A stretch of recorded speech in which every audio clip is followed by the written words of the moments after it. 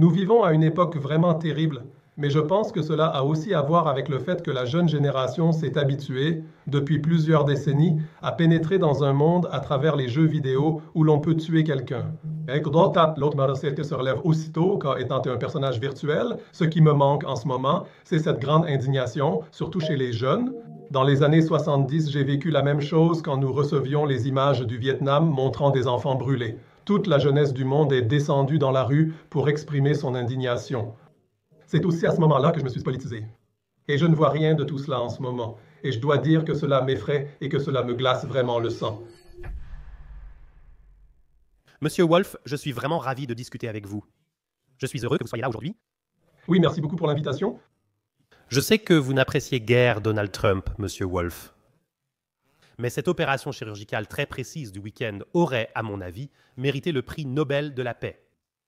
Tant de politiciens se sont cassés les dents en Iran au cours des dernières décennies, ont été tenus en échec pendant des années, et Trump a en fait, sans grand tapage, repoussé le programme nucléaire des mollahs de plusieurs décennies. Malgré les critiques, le bilan n'est-il pas d'abord positif pour M. Wolf? Non, absolument pas. En fait, on ne sait même pas du tout ce qui s'est réellement passé en Iran. Il y a tellement d'informations différentes sur ce qui s'est passé. Par exemple, il a été dit qu'un des généraux iraniens aurait été assassiné. L'homme est réapparu quelques jours plus tard lors d'une manifestation à Téhéran. Donc, c'était un mensonge. Ensuite, Donald Trump a déclaré que tout l'arsenal nucléaire de l'Iran avait été complètement détruit. Ensuite, il y a eu de la part de la CIA des versions totalement contradictoires de toute l'affaire. Malheureusement, nous vivons à une époque où il existe deux réalités, la réalité et la réalité virtuelle. Et aucun d'entre nous ne peut vraiment dire ce qui s'est réellement passé. Je trouve intéressantes les déclarations du colonel, du général McGregor, qui a dit que tout cela n'était rien d'autre qu'un exercice de l'armée américaine. Donc, il est l'un des grands critiques de toute cette opération et il pense que ce n'était rien d'autre qu'un grand exercice général et que rien de ce que Donald Trump aurait dit n'était vrai. Il a également dit, ce qui est intéressant, qu'Israël était particulièrement intéressé par ce cessez-le-feu à la fin parce qu'Israël commence à manquer d'armes. Et il faudrait environ 2 ans pour reconstituer cet arsenal d'armes. Donc il est vraiment difficile d'évaluer ce qui s'est réellement passé là-bas. Nous savons seulement qu'il s'agissait d'une vaste opération de propagande en faveur de Donald Trump. Ce que vous dites est très intéressant, Monsieur Wolf. J'ai eu la même impression au début. Je me suis dit à certains moments que l'Iran est maintenant systématiquement rendu inoffensif et qu'à la fin, comme pour beaucoup de ses voisins, cela sert à amorcer un changement de régime. Pensez-vous que cela pourrait être une théorie plausible? Oui, c'est certain. Il est en effet frappant que l'Iran se soit montré aussi incroyablement réservé. Donc, la réaction de l'Iran a été, pour le dire prudemment, très, très modérée. Et nous savons aussi que la Russie n'est pas intervenue, que la Chine n'est pas intervenue non plus. C'était justement les grandes craintes. Donc je pense que tout cela a peut-être aussi été une énorme diversion, parce que ceux qui s'informent un peu savent que les Russes ont fait quelques gains territoriaux en Ukraine entre-temps. Il est donc tout à fait possible qu'il y ait eu un accord entre Donald Trump et Vladimir Poutine. Attire un instant l'attention de l'opinion publique mondiale sur l'Iran et pendant ce temps, je m'enrichis en Ukraine. Ce qui est aussi intéressant, c'est que juste après, ce sommet de l'OTAN a eu lieu et le grand gagnant de ce sommet de l'OTAN, ce n'était pas un seul pays, c'était l'industrie internationale de l'armement. En ce moment, elle se réjouit de l'augmentation des dépenses militaires qui vont avoir lieu en Europe pendant des années. Nous savons que les États-Unis continuent d'accroître leurs dépenses militaires. Je veux dire, une attaque contre l'Iran, si elle a vraiment eu lieu, a bien sûr aussi rapporté des milliards à l'industrie de l'armement. Vous venez d'évoquer cet accord tacite entre la Russie et Donald Trump. D'un autre côté, une telle opération de Donald Trump contre l'Iran n'aurait même pas été possible sans l'aide tacite des États arabes voisins. Donc d'une certaine manière, il semble que l'Iran se soit aussi fait beaucoup d'ennemis au Moyen-Orient. Toutes ces inimitiés, ce sont des choses qui nous sont constamment présentées. Mais il faut aussi voir qu'en coulisses, il y a beaucoup de coopération. Il ne faut pas oublier non plus qu'Israël est plus ou moins le principal allié des États-Unis au Moyen-Orient. Cependant, les États-Unis ont aussi des liens étroits avec l'Arabie saoudite, l'ex-ennemi juré d'Israël, et leur fournissent des armes. Ils fournissent également des armes à l'Égypte, le pays voisin d'Israël. L'Égypte aide aussi à maintenir les gens de la bande de Gaza en captivité. Nous avons donc affaire à des régimes incroyablement hypocrites. Le Qatar est également intéressant. Le Qatar a également connu une large numérisation grâce aux entreprises informatiques occidentales. Et cette attaque de l'Iran contre le Qatar était pour moi aussi un signe que tout cela est d'une certaine manière orchestré, car elle avait été annoncée auparavant sur Internet. Donc, j'ai pu lire sur Internet 6 heures avant l'attaque qu'une attaque de l'Iran allait bientôt avoir lieu. Comme je sais que les services secrets sont probablement au courant des semaines à l'avance, je peux imaginer que tout cela est coordonné entre tous ces régimes. Et pourquoi est-ce ainsi? C'est très simple, parce qu'en ce moment, tout le monde suit la même agenda en coulisses, et le plus important dans cet agenda, c'est l'introduction d'un nouveau système monétaire. Et le Qatar y travaille, tout comme tout le Moyen-Orient, les Émirats arabes unis, l'Arabie saoudite, Israël, les États-Unis et l'Union européenne. Il y a donc 130 banques centrales impliquées dans ce processus et, fait intéressant, ce jeu est dirigé et contrôlé par la Banque des règlements internationaux à Bâle, c'est-à-dire la banque centrale de toutes les banques centrales. Et il faudrait regarder qui y siège exactement. On y trouve donc la Banque populaire de Chine, c'est-à-dire la Banque centrale de la Chine, aux côtés de la Banque centrale de Russie, de la Banque d'Angleterre, de la Réserve fédérale et de la Banque centrale européenne. Donc, toutes les puissances qui nous sont toujours présentées comme des adversaires travaillent là, main dans la main, en parfaite harmonie, à un nouveau système monétaire.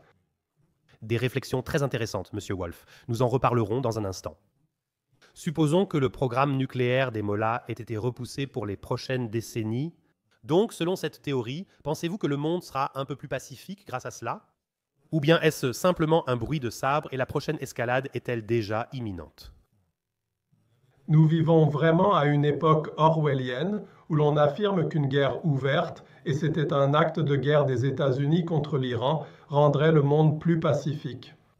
Les actes de guerre produisent toujours l'effet inverse. Une action entraîne une réaction, comme en physique. Chaque action entraîne une réaction.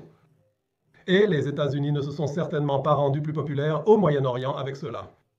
Au contraire, tous les peuples du Moyen-Orient sont remplis de haine contre les États-Unis. Donc la base pour d'autres affrontements a été posée. Mais tous ces affrontements sont bien sûr incroyablement exploités par les puissances qui tiennent actuellement les rênes pour monter les gens les uns contre les autres. Donc, si par exemple tout le monde musulman se levait d'une seule voix, l'horreur dans la bande de Gaza prendrait fin immédiatement. Mais malheureusement, le monde musulman est aussi dirigé par des politiciens extrêmement corrompus qui sont très souvent de mèche avec les États-Unis, même s'ils les critiquent ouvertement. Donc, dans ces conditions actuelles, il n'y aura en aucun cas de paix durable. J'ai lu une fois que l'Iran fournit 25% du gaz naturel mondial. L'attaque n'était-elle pas en fait une guerre pour les ressources camouflée en conflit nucléaire? Oui, c'était mon hypothèse pendant un certain temps qu'il s'agissait en fait de provocations pour pousser l'Iran à fermer le détroit d'Ormuz. Donc, comme vous l'avez dit, 25% du gaz naturel mondial et 20% du pétrole mondial transitent par le détroit d'Ormuz. Qu'est-ce que cela aurait signifié, la fermeture du détroit d'Ormuz? Cela aurait été une attaque massive insensée contre la classe moyenne mondiale. Les grandes entreprises peuvent facilement absorber la hausse des prix de l'énergie. La classe moyenne souffrira le plus de cette situation. Elle a déjà subi 2 grandes attaques par le passé. Pendant la crise du Covid, il y a eu une attaque générale contre la classe moyenne mondiale, et ensuite sous prétexte du changement climatique. Les taxes sur le dioxyde de carbone, 2 affectent principalement la classe moyenne. Les grandes entreprises peuvent facilement encaisser cela. Et c'est pourquoi j'ai pensé qu'on pourrait peut-être passer à la 3e offensive pour faire fermer le détroit d'Ormuz, mais ce n'est pas encore exclu. Il se peut aussi que les États-Unis attendent maintenant une réaction quelconque, qu'ils utilisent ensuite cette réaction pour faire encore monter l'escalade et qu'à un moment donné, le détroit d'Ormuz soit fermé, soit à cause d'un accident, soit à cause d'un attentat, je ne sais pas ce qui peut arriver là-bas. Mais en tout cas, je suis absolument convaincu que cette guerre et cette crise au Moyen-Orient ne sont pas terminées maintenant, mais qu'elles en sont encore à leur tout début.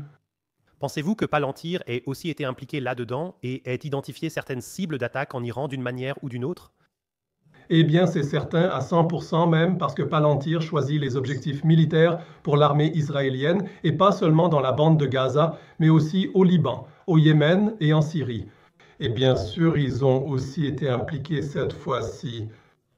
Il est intéressant de noter que Palantir travaille depuis 2015 aussi pour une organisation qui est incroyablement importante dans ce contexte. Et il s'agit de l'Agence internationale de l'énergie atomique. C'est donc l'organisation qui, par exemple, envoie tout son personnel sur place pour contrôler le développement des programmes nucléaires dans les différents pays. Et il se fie aux données de Palantir. Donc on sait exactement que Palantir peut contrôler tout ce qui s'y passe. Peut-être que Palantir a aussi diffusé cette information selon laquelle l'Iran serait beaucoup plus avancé dans la construction d'une bombe atomique qu'il ne l'est réellement. Il est donc possible que Palantir ait joué un rôle vraiment décisif dans tout cela. Nous savons tous aussi que Donald Trump a maintenant chargé Palantir de créer une base de données sur tous les Américains.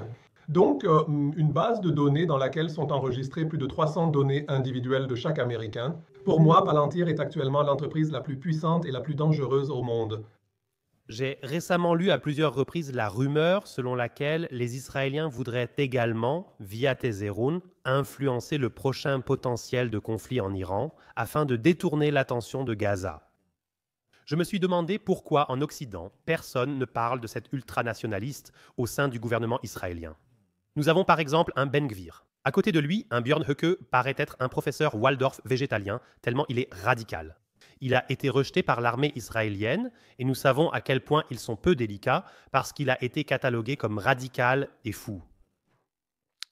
Comment quelqu'un, M. Wolf, peut-il façonner de manière aussi importante la politique de sécurité d'Israël alors que la politique occidentale n'en dit pas un mot? Cela montre la décadence de notre époque. Je veux dire, le monde regarde aussi depuis un certain temps déjà des enfants mourir de faim dans la bande de Gaza, qu'on laisse mourir de faim des enfants, que l'on tire sur des personnes qui attendent des convois d'aide humanitaire. C'est donc l'une des pires actions qui ait jamais eu lieu dans l'histoire. En ce moment, cela est rapporté partout dans le monde. Et même pendant l'attaque contre l'Iran, les attaques contre la bande de Gaza ont continué.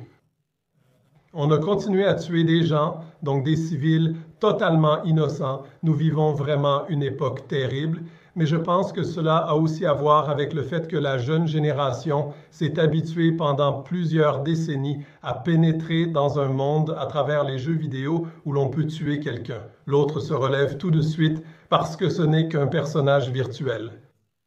En ce moment, ce qui me manque, c'est la grande indignation, surtout chez les jeunes. Je l'ai moi-même vécu à l'époque, dans les années 70, quand nous recevions ces images du Vietnam avec des enfants brûlés, où toute la jeunesse est descendue dans la rue, partout dans le monde, et a exprimé son indignation à l'époque.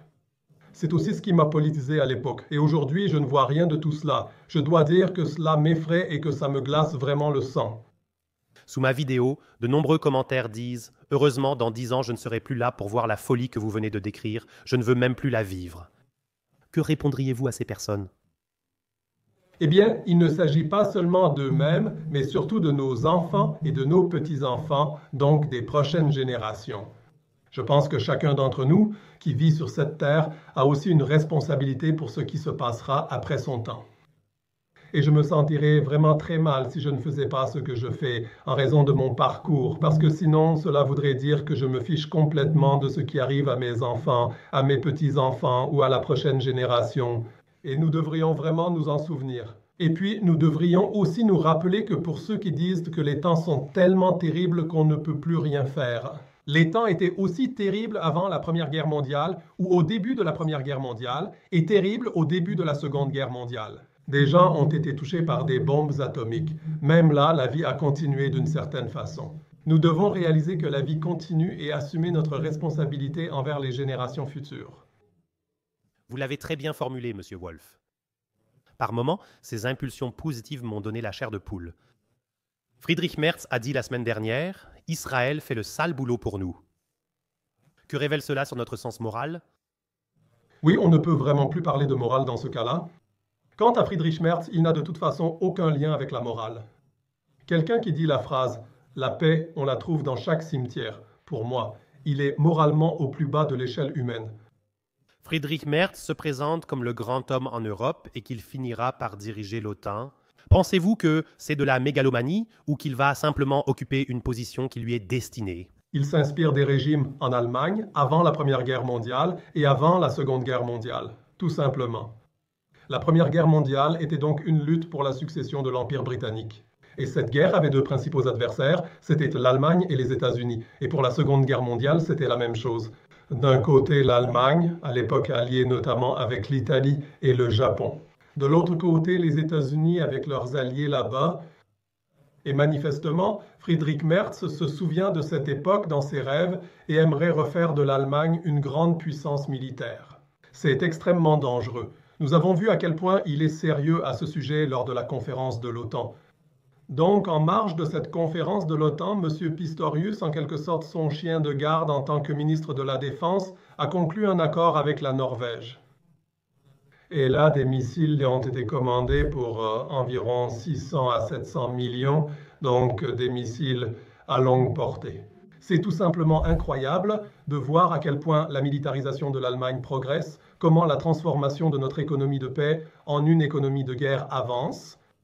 Et le principal moteur en politique, c'est Friedrich Merz. Cependant, en termes de taux d'approbation, il surpasse Olaf Scholz, probablement en raison de son comportement tapageur et provocateur en public, mais aussi parce qu'il reste d'une certaine façon dans l'esprit des gens. Olaf Scholz n'existait quasiment pas en tant que chancelier fédéral. Je reste prudent quant au taux d'approbation rapporté par les médias, car ils sont contrôlés par les mêmes personnes qui contrôlent un M. Merz. Et la situation a empiré considérablement. Et dans de telles conditions difficiles, il faut s'assurer que les politiciens reçoivent encore un peu de soutien. Et bien sûr, de tels sondages sont très utiles pour cela. Alors je pense que si on compare les deux, je dois dire que même si je n'ai jamais eu beaucoup d'estime pour Olaf Scholz, il faut reconnaître que M. Scholz, en ce qui concerne l'incitation à la guerre, était tout de même un peu plus réservé que Friedrich Merz. Donc Friedrich Merz s'est pratiquement passé de la 3e à la 4e vitesse dans les préparatifs de guerre. Et il faut évidemment rendre cela attrayant pour la population d'une manière ou d'une autre. On le fait, même avec des sondages falsifiés si nécessaire.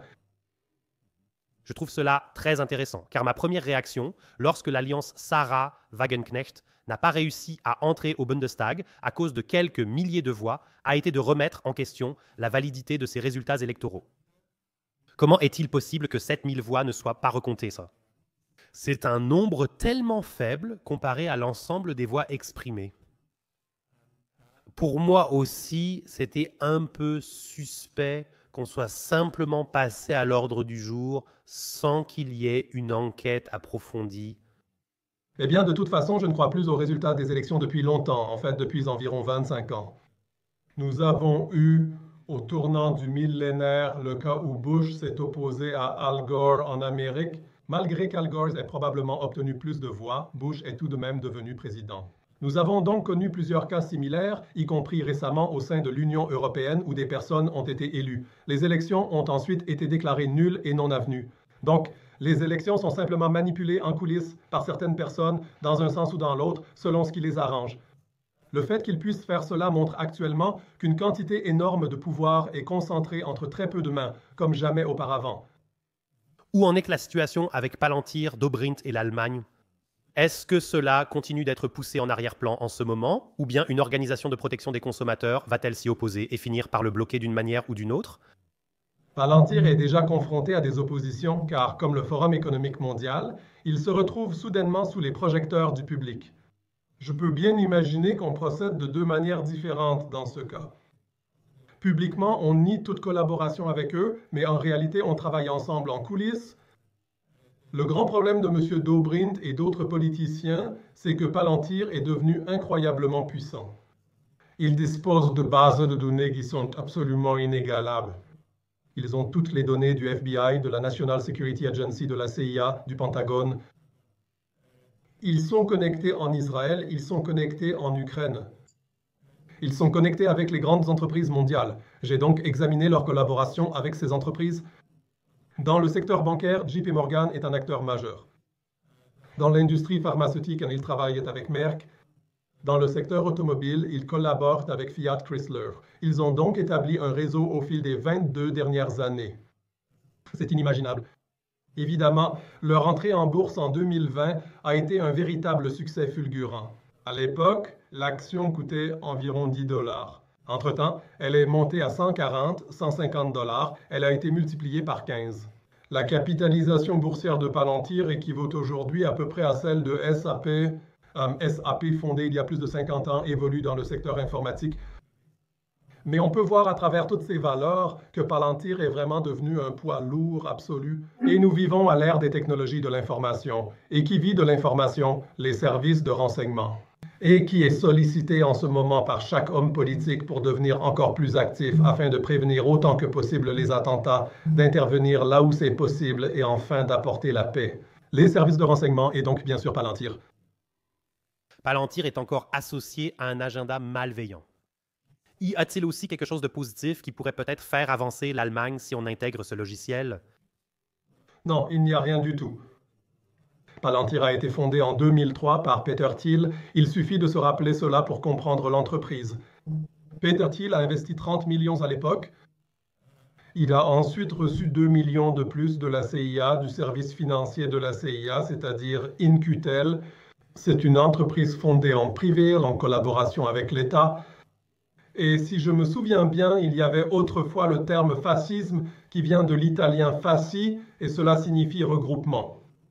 Palantir représente le regroupement des forces de l'État et de l'industrie privée. Palantir est une entreprise ouvertement fasciste qui s'est emparée d'un immense pouvoir et qui nous mène vers un avenir extrêmement dangereux. Je recommande à tout le monde d'aller jeter un œil sur Internet et de regarder les interviews du président directeur général Alex Karp. Pour moi, Alex Karp est un psychopathe, un sociopathe et une personne incroyablement dangereuse. D'ailleurs, c'est aussi le premier entrepreneur, de façon intéressante, que M. Zelensky a invité à Kiev et avec qui il a demandé une collaboration après l'invasion de l'Ukraine par la Russie. Vous avez mentionné tout à l'heure, M. Wolf, que le système monétaire est en train d'être révolutionné discrètement, l'euro numérique est en train d'être introduit, Palantir par la porte dérobée. Comment imaginer le lien entre l'euro numérique et Palantir? Sont-ils liés ou complètement indépendants pour le moment? Palantir travaille sur la reconnaissance biométrique des personnes en Ukraine en collaboration avec Clearview. Clearview est le leader mondial de la reconnaissance faciale. Ils possèdent maintenant un programme de reconnaissance des mouvements. Ils peuvent donc identifier chaque individu non seulement de face, mais aussi de dos grâce à sa démarche. Il est incroyable de voir jusqu'où les choses sont allées. Et quand la nouvelle monnaie sera introduite, il sera important que chacun d'entre nous puisse être reconnu biométriquement. Parce que cette nouvelle monnaie est un système de contrôle, un système de manipulation, et il faut s'assurer qu'aucun citoyen ne puisse utiliser le compte d'un autre citoyen. Et le but final, bien sûr, c'est que nous ayons tous un portefeuille numérique sur notre téléphone et que notre téléphone nous reconnaisse immédiatement comme la personne que nous sommes, afin que nous ne puissions pas dire, par exemple, que nous avons été coupés de tous les flux financiers. Je vais maintenant chez mon voisin et je règle ma facture via l'iPhone et le portefeuille numérique de mon voisin. Donc, tout cela s'imbrique les uns dans les autres. Et en fin de compte, cela signifiera que toutes les transactions financières seront traçables, consultables, et qu'un certain pourcentage sera immédiatement prélevé par le fisc. Eh bien sûr, c'est le but. Et il est intéressant de noter que l'organisation Doge d'Elon Musk a également contribué à cet objectif. Donc Doge, c'est le département de l'efficacité gouvernementale, et beaucoup de gens pensaient que cette agence avait été créée pour réduire l'État. C'est exactement le contraire qui est vrai. Le nom le dit déjà en fait. C'est l'agence chargée d'augmenter l'efficacité du gouvernement et des administrations. Donc, l'efficacité a été augmentée en licenciant beaucoup de personnes, mais en confiant tout simplement leur travail à l'intelligence artificielle. Et l'intelligence artificielle est le phénomène le plus important en arrière-plan, car grâce à l'intelligence artificielle, le développement technologique a progressé de façon incroyablement rapide et a offert aux puissants d'innombrables nouvelles possibilités de contrôle et de manipulation. J'ai récemment vu une interview avec Christian Lindner et il s'agissait en substance du fait qu'il vient d'un milieu modeste, de Wuppertal, et qu'il était maintenant devenu ministre des Finances. Le présentateur a demandé s'il y avait un moment dans votre vie où vous avez eu le sentiment d'être arrivé. Et sa réponse a été « Je ne suis pas arrivé ». Il viendra un moment où toutes les transactions financières seront consultables en ligne, en un clic, et chaque citoyen pourra, avec très peu de clics, compléter sa déclaration d'impôt en ligne. Et je pense que c'est justement un peu cette vision que vous venez de décrire, où tout a déjà été suivi à l'avance et il ne reste plus qu'à appuyer sur 2 ou 3 boutons pour que le fisc sache déjà combien de transactions ont été effectuées par cette personne. Monsieur Lindner, un menteur notoire, dissimule le fait que le nouveau système monétaire est un système à 2 vitesses. C'est un système monétaire à 2 vitesses avec une monnaie numérique de banque centrale de gros et une monnaie numérique de banque centrale de détail. La monnaie numérique de banque centrale de gros, c'est une monnaie numérique de banque centrale pour les grandes entreprises, les banques, les compagnies d'assurance et les grands fonds spéculatifs. La monnaie numérique de banque centrale de détail est une monnaie numérique de banque centrale qui nous concerne tous. Je suis convaincu que pour la monnaie numérique de banque centrale de gros, les transactions ne seront pas toutes accessibles au grand public. La monnaie numérique de banque centrale de détail apportera des changements. En somme, cela représente un grand recul pour l'humanité. Nous sommes ramenés à une forme d'esclavage. On parle souvent de techno-féodalisme. On pourrait tout aussi bien parler d'une techno-esclavage, car nous sommes divisés en 2 catégories. Il y aura ceux qui pourront continuer à faire leurs affaires en arrière-plan sans que le public mondial n'en sache rien. Et les autres, ce seront ceux dont chaque pas sera connu et qu'on pourra restreindre et harceler à tout moment. Donc, le commerce de détail signifie que nous, en tant qu'êtres humains, sommes d'une certaine manière affectés et réglementés. Tandis que de l'autre côté, les entreprises seront bien sûr beaucoup moins censurées d'une manière ou d'une autre. Et c'est aussi le cas avec l'intelligence artificielle. D'un côté, nous sommes fortement limités, alors que de l'autre, les entreprises ne sont aucunement restreintes lorsqu'il s'agit de sécurité et de tout ce qui y est lié. Il existe également une intelligence artificielle et un système monétaire à 2 vitesses. Je suis entièrement d'accord avec vous sur ce point. Le danger est que beaucoup de jeunes ne réalisent pas que leur perception d'une progression technologique ultra rapide n'est qu'une illusion. D'après mes dernières informations, les connaissances dans le domaine de l'intelligence artificielle doublent actuellement tous les 6 mois. Un tel progrès n'a jamais existé dans l'histoire du développement technologique. Et beaucoup de jeunes sont tout aussi fascinés par cela sans se rendre compte que tout ce développement est entre les mains de très peu de forces et que ces quelques forces n'ont pas de bonnes intentions envers le grand public. Et c'est évidemment ce qui est crucial. Donc, tous ces progrès technologiques ne servent pas à nous tous, mais servent à une minorité pour pouvoir garder et étendre leur pouvoir sur la majorité. Je suis tout à fait d'accord avec vous. La semaine dernière, j'ai lu une interview de Sam Altman, fondateur de ChatGPT. Chaque année, une croissance de 300%, et toute personne qui connaît la croissance exponentielle sait que cela signifie que l'année prochaine, ce sera 4 fois, puis 8 fois, non, 4 fois. Donc cette année, une croissance de 4 fois, puis 16 fois, puis 64 fois, et dans 5 ans, 1056 fois de croissance. Demain et après-demain, nous nous réveillerons dans un monde complètement différent, ce que beaucoup de gens ne peuvent même pas imaginer. Sauf si les gens se lèvent enfin pour dire « ça suffit » et se libèrent de l'emprise de cette minuscule élite. C'est ça qui est vraiment décisif. Il y a très peu de personnes qui déterminent tout ce qui se passe. Et il est intéressant de noter que la leçon la plus importante de l'histoire des 3 derniers millénaires, c'est que lorsque trop de pouvoir se concentre entre trop peu de mains, ce pouvoir finit aussi par s'effondrer. Et peut-être que nous sommes aussi assez proches de ce moment. On peut le voir à une autre évolution. Nous voyons que les médias nous présentent de plus en plus le gouvernement israélien comme des héros et soutiennent de plus en plus fortement Israël. Et là, des milliards incroyables sont gaspillés dans le monde entier juste pour faire bien paraître ce gouvernement, ce régime meurtrier.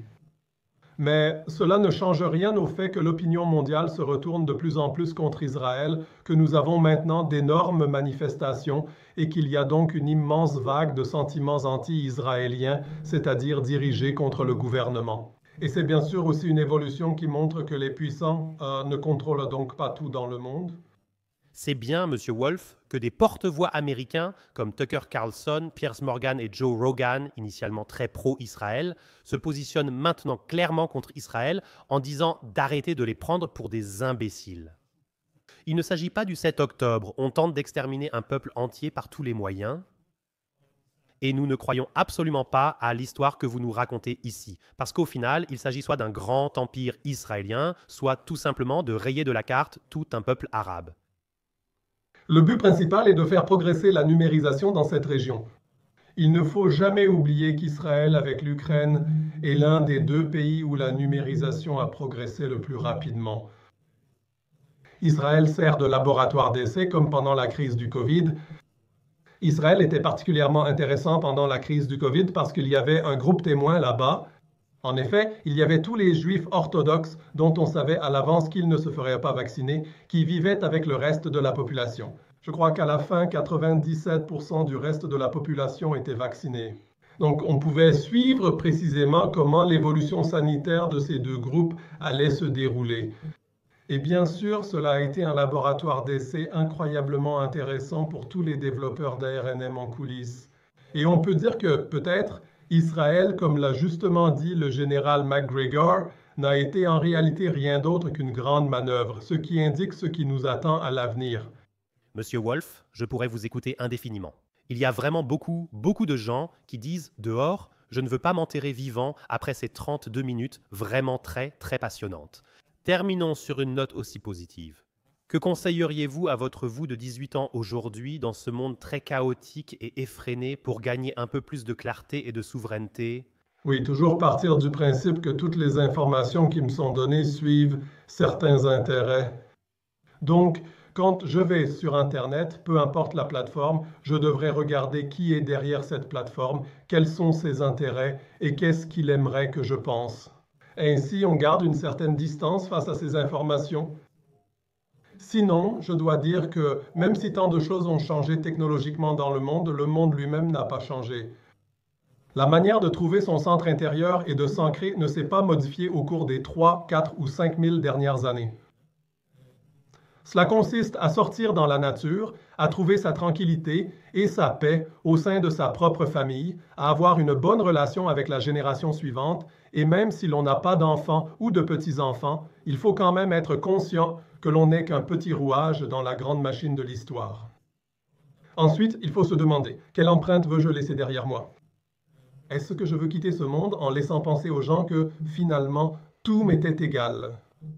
Ou bien à la fin de ma vie, ai-je peut-être apporté une petite contribution pour rendre le monde un peu meilleur? Et je pense que la dernière option, elle est vraiment un bon objectif, un objectif qui donne aussi un bon sentiment et avec lequel on peut bien traverser la vie. Excellentes impulsions, Monsieur Wolf.